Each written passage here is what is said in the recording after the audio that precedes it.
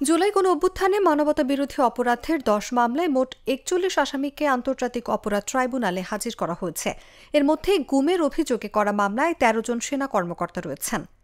রোববার রাজধানীর উত্তরায় হত্যাকাণ্ডের ঘটনায় সাবেক মেয়র মোহাম্মদ আতিক সহ ১৩ জনকে হাজির করা হয়। সঙ্গে চানখারপুলের ৬ হত্যার ঘটনায় ৪ আসামিকেও হাজির করা হয়।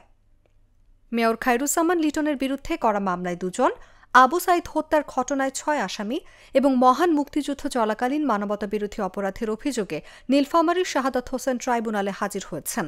অন্যদিকে কক্সবাজারের সাবেক সংসদ সদস্য আব্দুর রহমান বদিকেও হাজির করা হয়।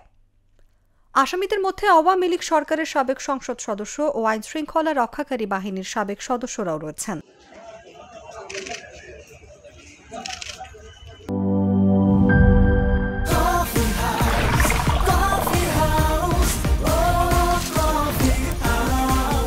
কফি হাউস, প্রতি চুমুকে আড্ডা জমে।